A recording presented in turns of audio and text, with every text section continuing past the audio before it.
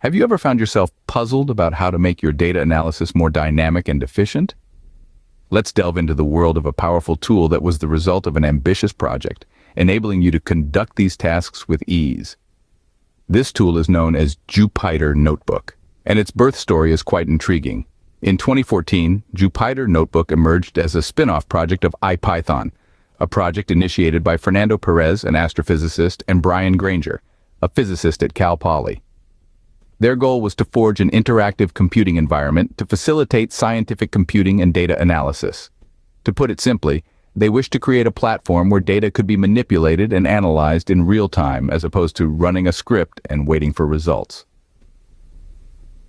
Jupyter Notebook was a part of the evolution of open-source software, transitioning from a purely Python-based tool to a language-agnostic one, which means it can work with various programming languages, supporting over 40 of them today.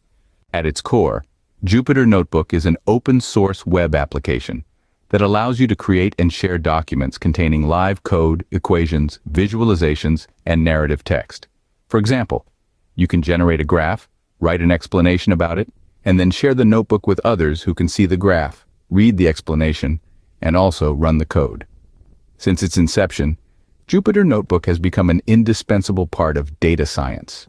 It has been adopted by both academic researchers and industry professionals for tasks like data cleaning, where incorrect, incomplete, or irrelevant data is identified and modified; numerical simulation, which is a technique of replacing physical experimentation with a computer simulation; statistical modeling, a process of creating a mathematical representation of observable events; data visualization, which involves creating visual representations of data; and machine learning, where systems learn from data, identify patterns, and make decisions. The journey of Jupyter Notebook, from a spin-off project to a global tool impacting multiple industries, speaks volumes about its power and utility in the world of data analysis. But how do you get started with it? How do you use it? Don't worry, it's less complicated than you might think. First, you need to install Python and Jupyter. Python is a popular high-level programming language, and Jupyter is the web application we've been talking about. The most straightforward way to install both is by downloading Anaconda, a free and open-source distribution of Python and R programming languages for scientific computing. Once Anaconda is installed on your computer, you'll have access to Jupyter Notebook. To launch Jupyter Notebook, you need to open your terminal or command prompt, a fundamental interface for navigating and manipulating files on your computer. Type Jupyter Notebook and press Enter. This command initiates the Jupyter server and opens your web browser. The server runs on your machine and not on the internet, meaning your data stays on your computer unless you decide to share it. Once you've launched Jupyter Notebook, you'll see the Notebook dashboard, which displays a list of the notebooks, files, and subdirectories in the directory where the notebook server was started. To create a new notebook, click on New and then Python 3, or the version of Python you're using. Now, you're all set to write some code. Jupyter Notebooks are organized into cells, which are like blocks that can contain code, text, or images. To run a cell, simply click on it and press Shift plus Enter. The output will appear below the cell. This feature allows you to break up your code into manageable chunks and see the result of each part instantly. Output. But Jupyter Notebook isn't just for writing and running code.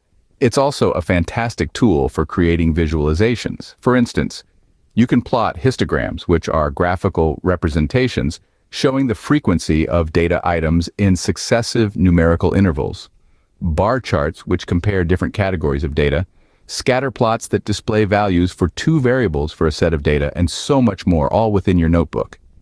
And what happens when you're done with your analysis? Jupyter Notebook makes it easy to share your work. You can export your notebook in various formats, including HTML, a standard web page format; PDF, a widely used file format that preserves the font, images, graphics, and layout of any source document, regardless of the computer or software used to create it; and Markdown, a lightweight markup language for creating formatted text. To summarize, Jupyter Notebook is a powerful tool for interactive data analysis. To kick off, install Python and Jupyter via Anaconda. Initiate Jupyter Notebook from your terminal or command prompt. Make a new notebook and start coding.